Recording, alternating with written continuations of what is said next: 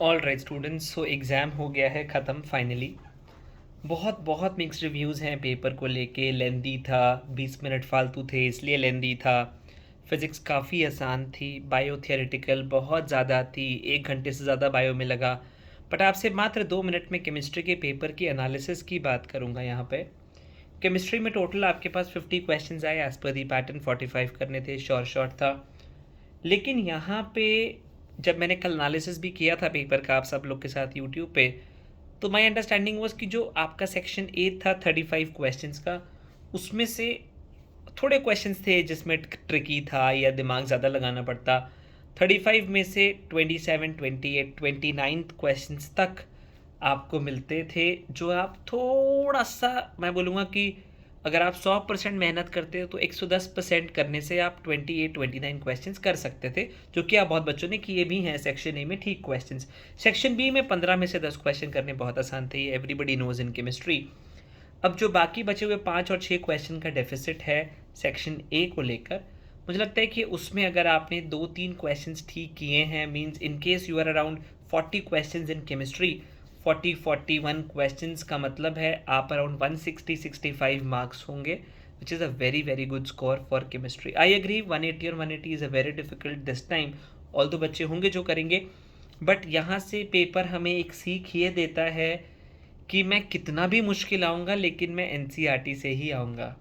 ये बहुत इम्पॉर्टेंट सीख है हर उस बच्चे के लिए जो कभी अगले साल का अटेम्प्ट देना चाहे, वो ड्रॉप लेना चाहे या अगले साल उसका फर्स्ट अटेम्प्ट हो, तो जैसा भी। बट ये सीख इस बार का पेपर भी देखे गया कि लोग मुझे कितना भी मुश्किल बोलेंगे लेकिन मैं आऊँगा एनसीईआरटी में से ही। तो जो एनसीईआरटी पढ़ता है वो थोड़ा सा टाइम लगा के 180 और 180 भी ला सकता था, और जिसने एनसीईआरटी नहीं पढ़ी, मुझे लगता है कि उसके लिए शायद केमिस्ट्री में 130 135 क्रॉस करना एक अच्छा चैलेंज इस पेपर में होगा। स्पेशली ओर्स का, मतलब ओर का straight forward formula, S block के यूजेस, कुछ क्वेश्चंस ऐसे हैं जो आप सिर्फ रीड करेंगे तो ही आपको वो चीज़ मिल सकती है। तो ये चीज़ यहाँ से सीखेंगे केमिस्ट्री में कि chemistry through out the session, जब तक ये नीट का पेपर रहेगा इस दुनिया में, एनसीईआरटी से बाहर नहीं जाएगी।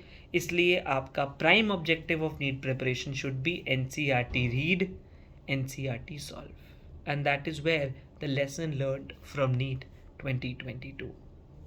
कोई बात नहीं, सबका पेपर हो गया है। जिसका अच्छा हुआ कॉन्ग्रेचुलेशंस, जिसका बुरा हुआ डू नॉट वरी, लाइफ बहुत लंबी होती है, बहुत सारी चीज़ों में हम अच्छा कर सकते हैं। इस बार नहीं किया, अगर आप ड्रॉप करने का सोचते हैं तो अगली बार बहुत अच्छा कर सकते हैं।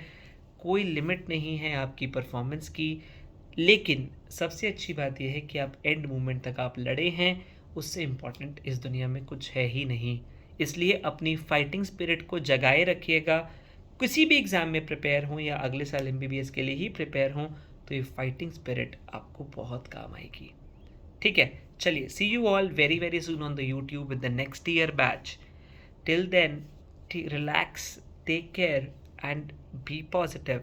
Things will be absolutely fine. Bye bye.